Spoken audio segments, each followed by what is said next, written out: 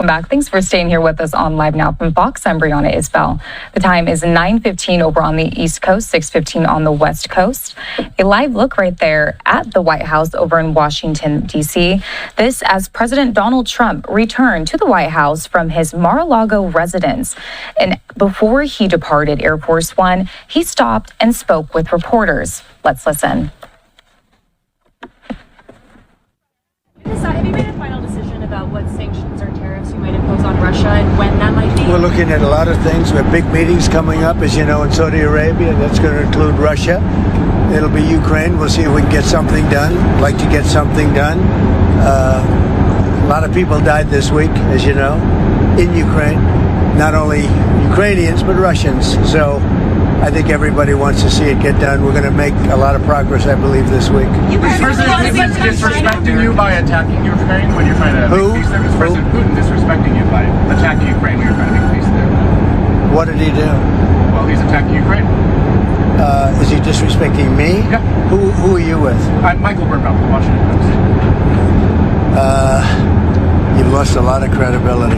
Go ahead. What else? Mr. President, question on Robert. Go ahead. Americans who have seen their retirements accounts fall in recent day are getting very nervous about these tariff conversations. Oh, I think the tariffs are going to be the greatest thing we've ever done as a country. It's going to make our country rich again. We have many companies, as you know, auto companies are opening up plants now. We've had 4 or 5 announced already, but many more are coming. And we're basically going to take back the money, or a lot of the money that we've given away over many decades. We've lost our jobs, we've lost our factories. We've lost 90,000 factories since the beginning of NAFTA. It's not that long ago. 90,000 factories, think of that. And we're going to get them back, and they're coming back, and they're coming back in records. Look at what happened with the big chip company, the biggest in the world. By far the most powerful chip company in the world, from Taiwan. And they're going in with $200 billion of money, and they're going to build something that's going to give us 35-40% of the chip market in one company. No, it's going to bring it back, and I think it's going to make us bring us to a level that we've never had before. Is there going to be a government shutdown this week? Many of your supporters are concerned about your supporters are attacking SCOTUS Justice Amy Coney Barrett. You put her on the bench. They're saying she's a DEI hire. Do you regret putting her on the bench? Look, she's a very good woman. She's very smart. And I don't know about people attacking her. I really don't know. I think she's a very good woman. She's very smart. Is there going to be a government shutdown at the end of this week? Could happen. I mean, the Democrats want that. They want to destroy the country. So I can't tell you, but it could happen. It shouldn't have happened, and it probably won't. I think the CR is going to get passed. We'll see, but it could happen.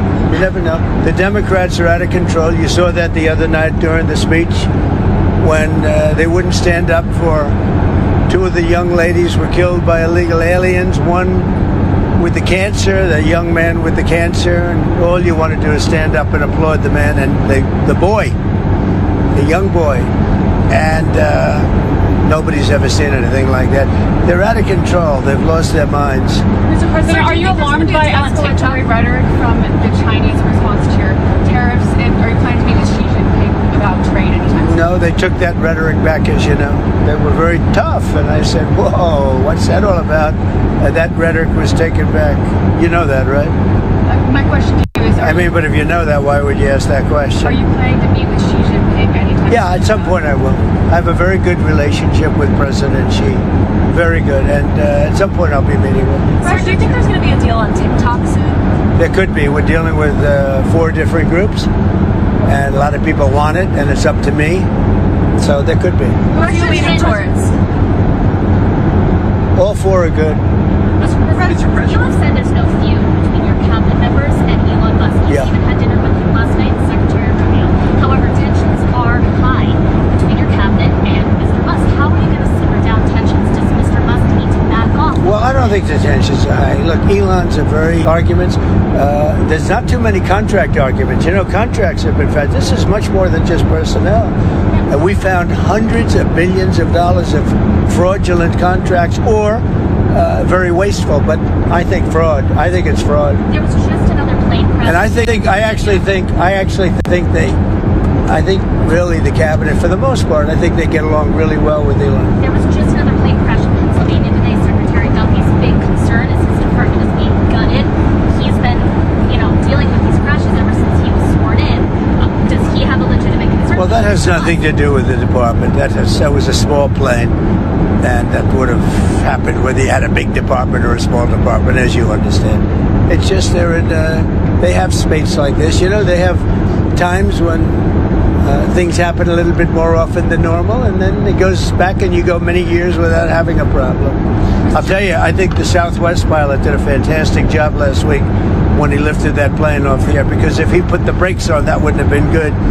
And I think the license should be maybe revoked for the plane that got in the way from the pilot, revoked for the plane that got in its way. But the way he immediately stepped in the gas and lifted up, as opposed to thinking for about 3 seconds when it would have been too late. The Southwest pilot or pilots they did a great job. Russia, China, and Iran are doing military exercises together. Does that concern you? No, not at all. Not at all. Why not? Because we're stronger than all of them. We have more power than all of them. I rebuilt the military.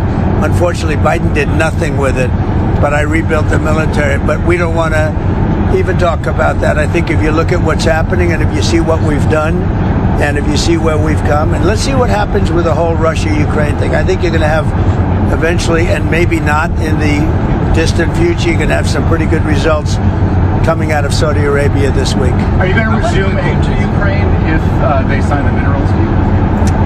Well, I think they will sign the minerals deal, but I want them to want peace. Right How do now, they show that? How do they show they want? Well, right now they haven't shown it to the extent that they should. I think right now they haven't, but I think they will be, and I think it's going to become evident over the next 2 or 3 days. I think eventually, look, we have to have peace, and I'm doing this. Money is one thing. We're going to lose. They spent $350 billion on this, but the big thing, human life. Thousands of people this week.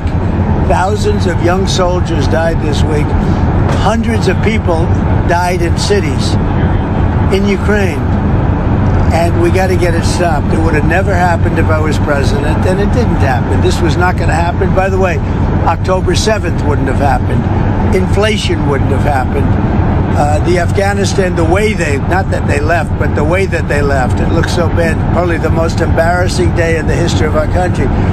That wouldn't have happened. A lot of things wouldn't have happened, but it is what it is. I think we're going to have a good time. I think we're going to have a good result in Saudi Arabia, meaning they're hosting the various talks, and we have a lot of good people going out there, and I think Ukraine's going to do well, and I think Russia's going to do well. I think some very big things could happen this week. I hope so.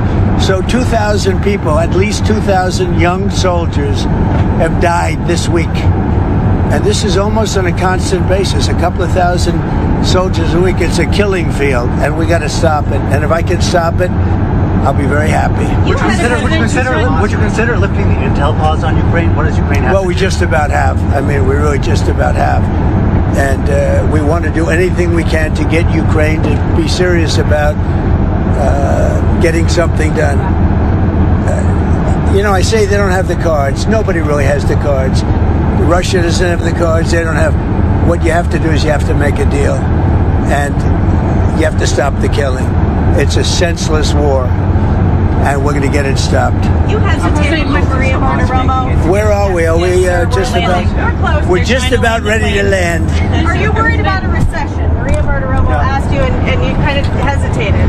I'll tell you what. Of course you hesitate. Who knows? All I know is this: we're going to take in hundreds of billions of dollars in tariffs, and we're going to become so rich you're not going to know where to spend all that money. I'm telling you. So guys, Donald Trump and